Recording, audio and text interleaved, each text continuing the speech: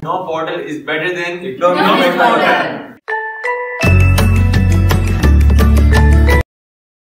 बिस्मिल्लाहिर्रहमानिर्रहीम। उम्मीद करता हूँ आप सब लोग खैरियत से होंगे।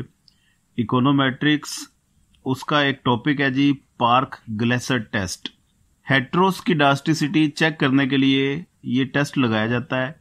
इससे पहले एक टेस्ट ऑलरेडी बड़ा फेमस टेस्ट है, स्पीयरमैन रैंक कोरिलेशन, वो भी हेट्रोस्किडास्टिसिटी चेक करने के लिए अप्लाई किया जाता है कि डाटा के अंदर हेट्रोस्किडास्टिसिटी है कि नहीं है। तो ये एक और मेथड है पार्क ग्लेसर टेस्ट। ये किस तरह से वर्क करता है, आपने किस तरीके से इसको अप्लाई करना है, ये ध्यान से समझ लीजिएगा स्टेप बाय स्टेप। ये तमाम आपको प्रोसीजर इसमें मैं गाइड कर दूंगा। तो ये एक एग्जांपल मेरे पास सोल्व हुई पड़ी है। आपको करना क्या होगा जी, सबसे पहले आपको क्वेश्चन गिवन होगा, वाई और एक्स के दो कॉलम गिवन होंगे, जिस तरह ये आपको यहाँ पे नजर आ रहे हैं। वाई की वैल्यूज गिवन है, एक्स की वैल्यूज गिवन है। तो सबसे पहले आपने रिग्रेशन इक्वेशन एक इसमें से एस्टिमेट कर लेनी है। ये रिग्रेशन इक्वेशन है जी, y equal to alpha plus beta X plus U, error term.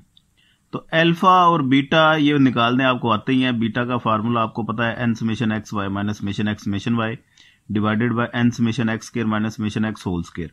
उसकी मदद से सबसे पहले बीटा निकाला जाता है, फिर अल्फा निकाला जाता है और ये इक्वेशन एस्टिमेट हो जाती है।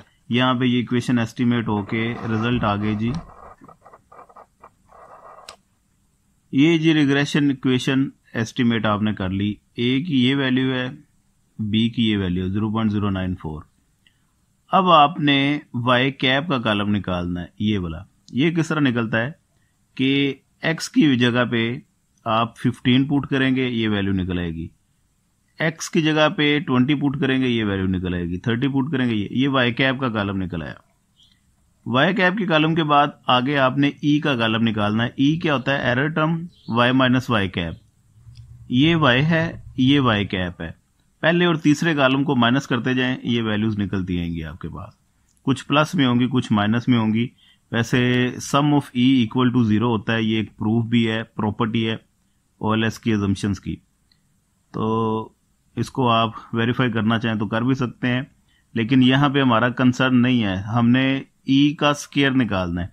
इन ई की वैल्यूज का स्क्वायर लेते जाएं तो लास्ट में इन तमाम वैल्यूज को जमा कर लें। ये समेशन ई स्क्वायर चाहिए आपको, तो ये समेशन ई स्क्वायर आ गया एक। सबसे पहले ये समझ ले कि ई का कॉलम जब आपने बना लिया है, आपकी असल वर्किंग ई के बाद स्टार्ट होती है। ई का स्क्वायर आपने लेना है, उसके बाद आपने एक नई रिग्रेशन इक्वेशन एस्टिमेट करनी होती है। वो रिग्रेशन इक्वेशन कैसे निकलती है जी, ये देखें, L N E square equal है A plus B L N X plus V I. तो अब आपने dependent variable L N E square को बनाना होता है, independent variable L N X को बनाना होता है। ये एक्स का कॉलम है, इसका नेचुरल लॉग ले लिया जाए एल एन एक्स, तो वो आपके पास एल एन एक्स का कॉलम आ जाएगा। और ये जो ई स्क्वायर का आपने ये कॉलम लिया है, इसका नेचुरल लॉग ले लें तो वो एल एन ई स्क्वायर आ जाएगा। तो आगे इसके बाद ये देखें जी, ये ई स्क्वायर का एल एन लेते गए हम, तो एल एन ई स्क्वायर ये वैल्यूज आ गई आपके पास। इसी तरह ये जो एक्स का कॉलम है, इसका नेचुरल लॉग लेते गए तो ये एल एन एक्स आ गया। ये दो कॉलम जिस वक्त आपके पास आ गए, अब आपने इसको डिपेंडेंट वेरिएबल, जिस तरह हम वाई को कंसीडर करते हैं, अब ये आपका डिपेंडेंट वेरिएबल होगा, ये एल एन एक्स आपका इंडिपेंडेंट वेरिएबल होगा। तो इन दोनों की बेस पे आपने रिग्रेशन इक्वेशन को एस्टिमेट करना है। तो नई रिग्रेशन इक्वेशन ये लिखी हुई है, L N E square equal to A plus B L N X plus V I. ये देखें, L N X dependent, L N E square independent. तो अगेन आपने इसका फार्मूला बनाना है जी, बी निकालना है। ये बी का ये फार्मूला बनेगा सेम उसी पैटर्न पे। ये देखें जी, N summation L N E square into L N X minus summation L N E square summation L N X divided by N summation L N X square minus summation L N X whole square. तो आपको एक नया column चाहिए L N X square का। ये L N x है, इसी का स्क्वायर लेते जाएं। बाकी आपके पास वर्किंग है, एल एन ई स्क्वायर भी आपके पास है, एल एन एक्स भी है। इनके समेशन लेके इन फार्मूले में वैल्यूज पुट करें, और फार्मूले में वैल्यूज पुट करने के बाद आपने बी निकाल लिया। वो बी क्या आया जी, -0.609। और ए क्या होता है, ए भी उसी तरह निकालेंगे जिस तरह आप रिग्रेशन में निकालते हैं। उधर तो होता है ना Y bar minus B X bar, तो यहां पे हो जाएगा L N E square bar minus B ln x bar. तो ये आपने a निकाल लेना, तो ये रिग्रेशन इक्वेशन आपकी एस्टीमेट हो गई। ठीक है जी, ये चेक कर लीजिएगा सारे रिजल्ट आप एक बार। रिग्रेशन इक्वेशन एस्टीमेट होने के बाद अब आपने इसकी टेस्टिंग की तरफ आना है। एक काम आपने साथ और कर लेना है, वो ये कि आपको स्टैंडर्ड एरर ऑफ बी चाहिए या बीटा चाहिए। स्टैंडर्ड एरर ऑफ बीटा किसके इक्वल होता है? Sigma square divided by summation ln x square minus summation ln x whole square over n। तो आपके पास ये नीचे वाली तमाम वैल्यूज हैं, सिग्मा स्क्वायर नहीं है, सिग्मा स्क्वायर निकाल लें, वो उसका ये फार्मूला है summation E square over n। तो ये जो ऊपर हमने समेशन ई स्क्वायर निकाला था, ये इसलिए निकाला था क्योंकि ये हमें सिग्मा में काम आएगा।